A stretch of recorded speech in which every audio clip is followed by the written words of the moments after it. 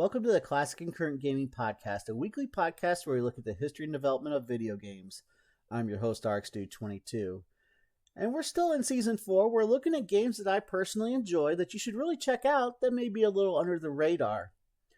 This week's game is a game that was released on the PlayStation 3 and Xbox 360. It also had a port to the PlayStation Portable, which was not as good. But it's also viewed as a clone of God of War, which was really big at the time, but it's its own unique story. I highly recommend this game. We're going to talk about it today. This week, we look at Dante's Inferno. Dante's Inferno is a 2010 action-adventure game developed by Visceral Games and published by Electronic Arts. The game was released for PlayStation 3, Xbox 360, and PlayStation Portable in February 2010. The PlayStation Portable version was developed by Artificial Mind and Movement. The game's story is loosely based on Inferno, the first cantica of Dante Alighieri's Divine Comedy. It follows Dante, imagined as a Templar knight from the Crusades, who, guided by the spirit of the poet Virgil, must fight through the 9 circles of hell to rescue his wife Beatrice from the clutches of Lucifer himself. In the game, players control Dante from a third-person perspective. His primary weapon is a scythe that can be used in a series of combination attacks and finishing moves. Many attack combinations and abilities can be unlocked in exchange for souls and in-game currency that is collected upon defeating enemies. Some downloadable contents were subsequently released, including Dark Forest, a prequel story, and Trials of St. Lucia, which features St. Lucia as a playable character. Before the game's release, Dante's Inferno underwent a prominent, elaborate, and at times controversial marketing campaign led by the game's publisher Electronic Arts. This included the release of a fake religious game called Mass, We Pray, a motion-controlled based game supposedly allowing players to engage in interactive prayer and church sermon. Dante's Inferno received generally positive reviews by critics, with praise for the story, art direction, voice acting, sound design, and depiction of hell, though the gameplay received a mixed response due to repetitiveness in the latter half of the game and comparisons to the God of War series. It sold over 1 million copies worldwide and spawned a comic book miniseries, an animated movie, Dante's Inferno, an animated epic, which was released direct to DVD simultaneously with the game. A sequel based on Purgatorio and a mobile spin-off reportedly entered in development before being cancelled. Gameplay. Dante's Inferno is an action-adventure game. The player controls Dante, the game's protagonist, and engages in fast-paced combat, platforming, and environment-based puzzles. In the game, Dante's primary weapon is a scythe that can be used in a series of combination attacks and finishing moves. He has a holy cross that fires a volley of energy as a projectile attack. In addition, Dante can use numerous magic-based attacks and abilities channeled from a mana pool to help in combat, many of which are obtained as the game progresses. A quick-time event system is used when attempting to discharge the demon of its master, unbind from host, and during boss fights, where players must press the highlighted button on screen in order to continue the chain of attacks or be countered and wounded otherwise. Many attack combinations and abilities can be unlocked in exchange for souls, and in-game currency is collected upon defeating enemies or locating soul fountains. Each of these skills falls into the Holy, represented by Blue Orb skill tree. At the beginning of the game, the skill tree is equal in power, but as Dante gains more Holy experience, more abilities become available for purchase. Experience is collected through the game's Absolve system, where, upon defeating enemies, Dante can absolve and save them with the Holy Cross. Much experience can also be accumulated in absolving the damned souls of many famous figures in history that appear in Dante Alighieri's original The Divine Comedy, determining their fate. Players enter a mini-game where the character's sins move toward the center of the screen, pressing required action symbols once the sin is in place. Players are rewarded with more souls and experience as the number of sins collected increases. The game involves large sections of platforming, including swinging between ropes and climbing walls, both of which can involve hazards such as fire or swinging blades. There is also a series of environment-based puzzle sequences that can impair the progress of Dante's quest, such as requiring the correct position of movable objects or pulling levers at the appropriate time. In addition, there are numerous hidden passages where biblical relics can be found and equipped to improve Dante's abilities. Story. Dante's Inferno is set in year 1191, following the siege of Acre, on which Dante, reimagined as a Knight Templar, participates in and survives both an assassination attempt by a Sarkisian assassin and death itself, whom informs Dante is condemned to hell for his sins. Dante returns to Florence to find his promised love Beatrice Portinari murdered and her soul taken away to hell by Lucifer himself, forcing Dante to give pursuit.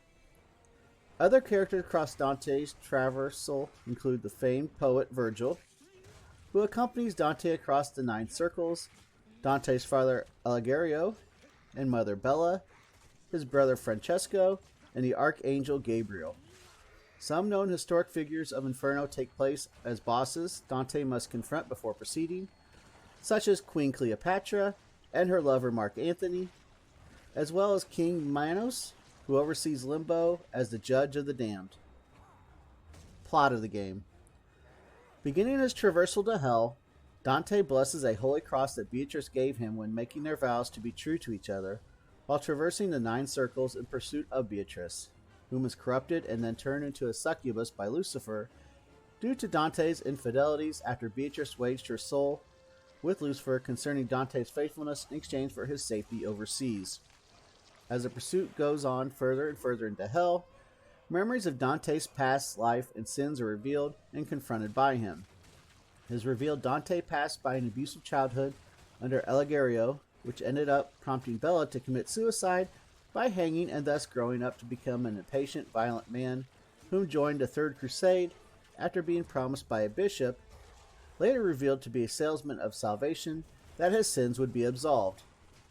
In Acre, when ordered by King Richard I to keep guard over 3,000 prisoners as ransom for the true cross taken by King Saladin, among them a captive woman who offered to sleep with Dante in exchange for the life of her brother, revealed to be the assassin which was actually her husband.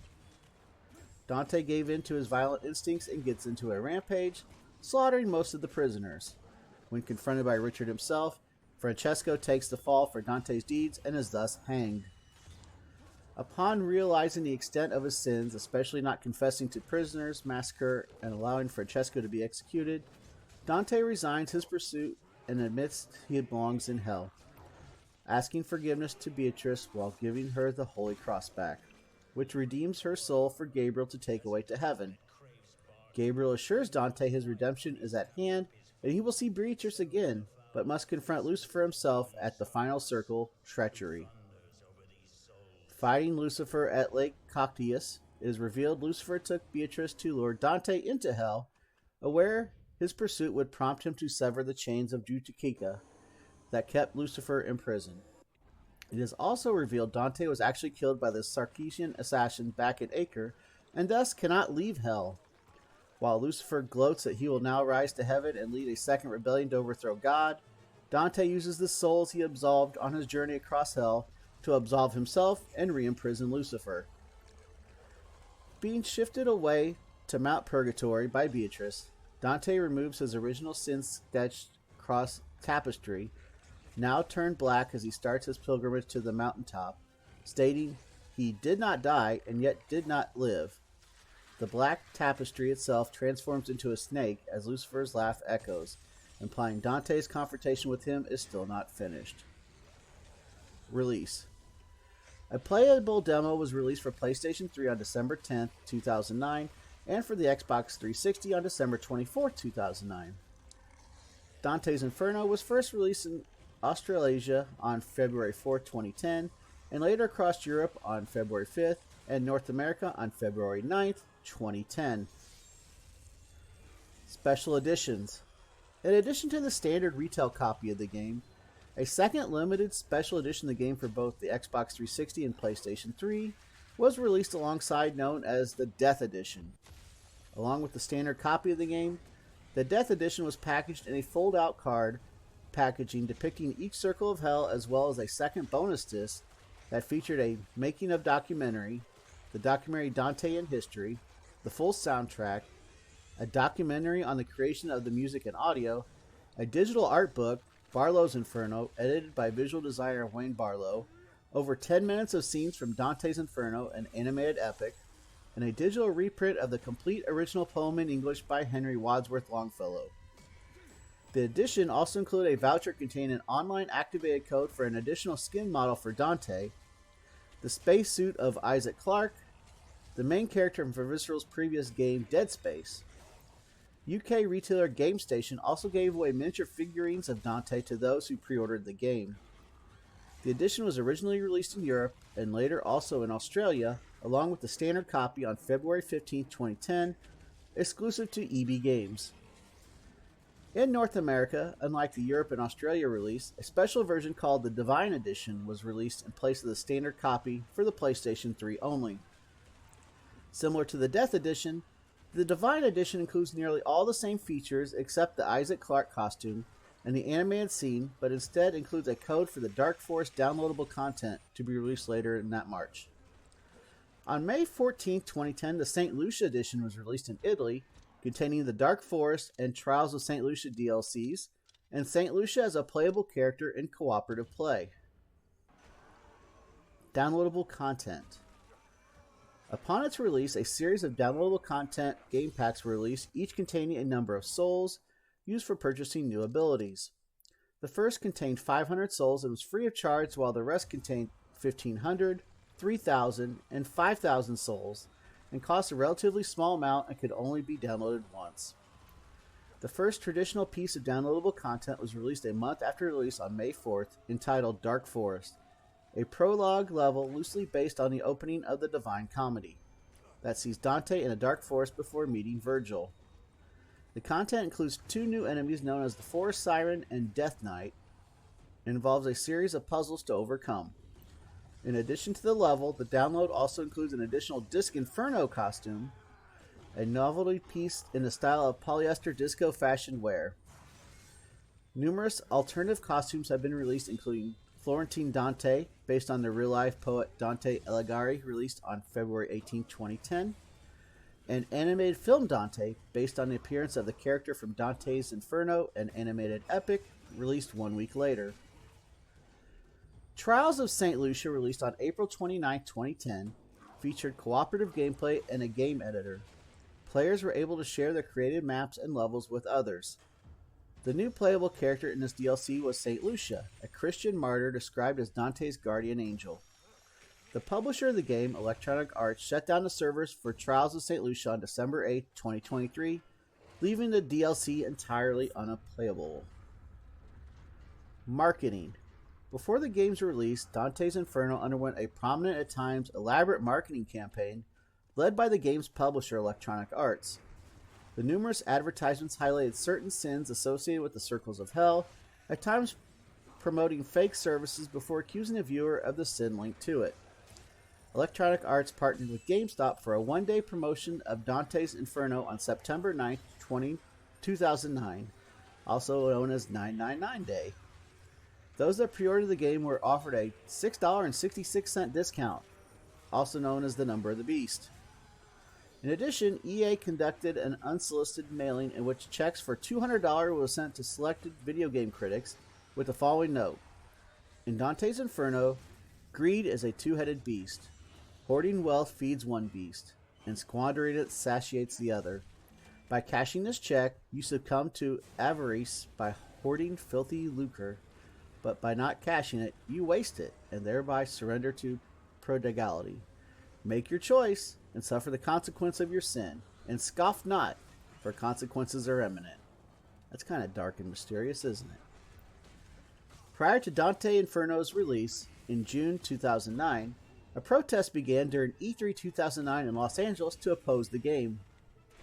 Around 20 protesters claiming to be from a church in Ventura County held up signs that called the game sacrilegious and labeled it possibly insensitive to people's beliefs. Protesters even went as far as calling EA the Antichrist. This led to EA being accused by many people of staging a fiasco to use it as a marketing hoax. A few days later, it is officially confirmed by EA spokesman Tammy Scatcher that they had hired people to protest the game and there were actually no protests. However, in the aftermath of this revelation, several Christian bloggers protested this, calling it an anti-Christian stunt. A viral marketing campaign was also launched featuring a website and ad for a fake religious game called Mass, We Pray, a motion-controlled based game supposedly allowing players to engage in an interactive prayer and church sermon. When attempting to order the game, the website deems you a heretic and plays to a trailer for Dante's Inferno, as well as providing links to the related Facebook application called, in quotation marks, Go to Hell. The application, created by Visceral Games, lets users condemn their friends, groups, or photos to one of the 9 circles of hell where they can then vote to punish or absolve them, or torment them with activities like beast massage or succubus castration. That does not sound like a good time on either front. Later in October 2009, EA sent a series of packages to Veronica Belmont at Quore, the PlayStation, the official magazine offices, and Ben Yahtzee Croshaw of the Escapists Zero Punctuation column. The package contained a small wooden box which, when opened, played the Rick Astley song, Never Gonna Give You Up, thus rickrolling the journalist that received it. The music could not be stopped, though any other means than destroying the box using the hammer and goggles provided.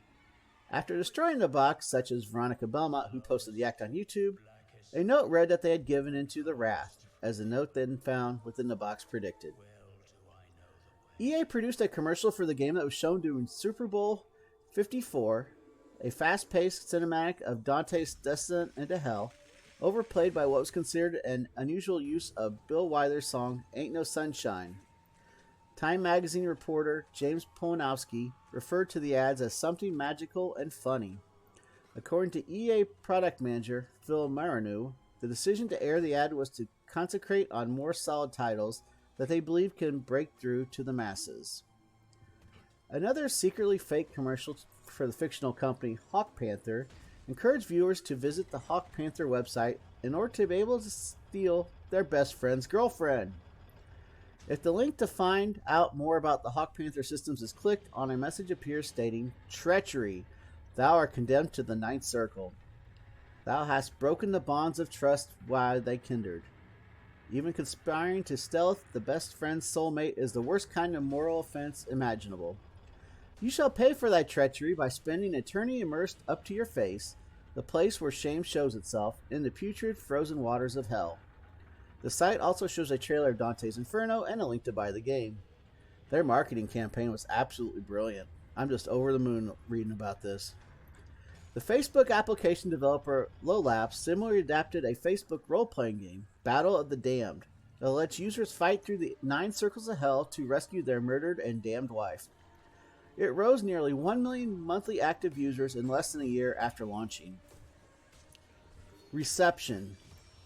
Dante's Inferno received generally favorable reviews for the PlayStation 3 and Xbox 360 versions, and a mixed or average review for PlayStation Portable version from critics, according to review aggregator Metacentric. While there was substantial praise for the art style and level design, numerous critics drew unfavorable comparisons with Sony's popular God of War series, among other more fundamental criticisms, such as monotonous and repetitive gameplay in the latter half of the game. One of the most praised aspects was the game's depiction of hell, considered creative yet graphic in nature. GamePro found the unique design of the circles of hell to be impressively constructed, getting a lot of mileage out of the unique setting. While some critics like IGN acknowledged that liberties taken with the original source material, they still observed that much of what you see is appropriate for a game that tries to explore the extreme nature of hell and its punishments, calling the overall style visually impressive. Other critics like GameSpy even found some enemy and setting designs shocking, yet still could appreciate that this is hell and it's supposed to be disturbing. However, some reviewers felt the creativity worn towards the end of the game, such as GameSpot, who felt Dante's epic quest loses momentum long before you reach the end, praising earlier levels such as Lust and Gluttony, yet criticizing the 10-stage challenge level of fraud and the use of enemies outside of their respective circle. PlayStation Official Magazine UK also echoed this view, saying that the game was just going through motions for the last 3 or 4 hours, despite what is considered to have a robust fighting system and being visually strong. The most recurring comment over the gameplay of Dante's Inferno was its similarities to the God of War games. Destructoid felt that being similar to what is regarded as a great game is a positive, by stating, "You're not going to find a wholly original game experience with Dante's Inferno, but that doesn't mean it's not a hell of an entertaining package. It's one that fans of action shouldn't miss." Eurogamer, on the other hand, felt the game was a God of War clone at its core, that while not a terrible game, it's just not an original one. A View game trailer is echoed by stating, "Battles can be engaging, but lack some of the grace and refinement exhibited by the games like God of War." While Game Informer also found the gameplay to be too familiar, they did find the additional elements such as the punish, absolve mechanic, and reusable relics to give the title some individuality. Wired gave the PlayStation 3 version of a score of 7 stars out of 10 and called it a ballsy take on literature that worships at the altar of God of War. However, Nick Cohen of the Daily Telegraph gave the same version 6 out of 10, saying that it was by no means a terrible game, but it's not an essential title and I wouldn't recommend paying full price for it. If a sequel is on the cards, as is hinted by the ending, the developers would do well to institute a more consistent level of quality. Until then, one can't damn the player of Dante's Inferno for trading the 9 Circles of Hell for a trip to Hades with Kratos. The AV Club gave the Xbox 360 version a C+, saying, "The game's rivers of blood, corpse piles, and wailing souls make for a morbid, depressing, inducing milieu. It's a relief to be shut out of the place once the final credits roll." In Japan, Famitsu gave the PlayStation 3 and Xbox 360 versions a score of all 4/8 out of a total of 32 out of 40. Regarding such similarities, in an interview with PlayStation Official Magazine, UK God of War 3 director Stig Asmussen instead praised the game, stating, "We've been intrigued about Dante's Inferno. This is my favorite genre, and the more people that are making these games, the better." Going on to say, "And this is a rich story they're building on. It's very interesting. The day that the demo came out, we were trying to download on PSN at midnight. We all wanted to see it." Columbia University professor Titolina Barolini, a former president of the Dante Society of America, criticized the game for its depiction of Beatrice, declaring, "Of all the things that are troubling, the sexualization and infantilization of Beatrice are the worst. Beatrice is the human girl who is dead and is now an agent of the divine. She is not to be saved by him. She is saving him. That's the whole point. Here she has become the prototypical damsel in distress. She's this kind of bizarrely corrupted Barbie doll." Other reviews of the game include similar comments from professors regarding the character. "Beatrice saves Dante, not the other way around," says Professor Ariel Saber, an Italian literature professor at Boyden College. United States NPD Group's sales data showed that the PlayStation 3 and Xbox 360 version of Dante's Inferno sold 242,500 and 224,700 copies respectively in February 2010, its first month of release. The two editions also debuted together on UK's top 10 games list for the month. Trials of St. Lucia. The Xbox 360 version of the Trials of St. Lucia DLC received favorable reviews, while the PlayStation 3 version received average reviews according to the review aggregation website Metacentric. Game Trailer said that the Xbox 360 version may be a little steep at $10, but it gives Dante a shot of much-needed replayability. With online co-op, a seemingly enthusiastic community, and a suite of solid online features, the original game suddenly feels like it has some legs. However, GameSpot said that PlayStation 3 version does an admirable job of turning the worst idea from the original adventure into something entertaining, but it's still hampered by the same problems that made those initial trials such a drag. It's only entertaining to swing your blood-soaked scythe for so long because the combat is shallow and the objectives only offer a slight change to the core experience. However, the in-depth editor, extra playable character, and cooperative mode are different enough to lure people back before anxious to be wrapped up in hell's clutches for a few more hours. Cancelled sequel. Since the game ends in a cliffhanger with Dante reaching Mount Purgatory, it was widely speculated that a sequel, based on a second poem in the Divine Comedy, Purgatorio, would enter production. Despite this, it was initially announced that Visceral had no plans for a sequel. Zach Mumbach of the studio stated, "I'm sure that if enough people are like, I got $60 for Purgatory for Purgatorio, then we will make the game. But I don't know. I don't get to make those decisions. In November 2011, Joshua Rubin announced that he had been hired as a writer for a video game sequel that was heavily hinted to be a sequel to Dante's Inferno. However, no further information regarding a sequel has been forthcoming, and though not officially confirmed, some gaming websites reported the game had been cancelled. In 2018, Alex Revelio of Polygon, through interviews with people involved in the canceled game The Ripper, also by Visceral Games, stated the sequel titled Purgatorio had a finished script and playable character, and that it would feature a climbing mechanic in order to reach the top of the Mount Purgatory, but it was cancelled without being publicly revealed after the disappointing sales of the first game. A 2D side-scroller mobile game based on Dante's Inferno was also in development by Iron Monkey Studios, but was cancelled by EA after 6 months of work as the studio shifted its priorities to the emerging free-to-play mobile game market. All information in the podcast today was provided by Wikipedia. And with that, we close episode 69 of the Classic and Current Gaming Podcast. You can check out the podcast a couple different ways. We have a video presentation each and every week on YouTube with gameplay attached. Or if you're on the go and you want to listen, we can do that too. We have you on Spotify or your other favorite listening channel as well. Come back next week for another great podcast with history and development of another game. It's been RxDude22 from the Classic and Current Gaming Podcast signing out.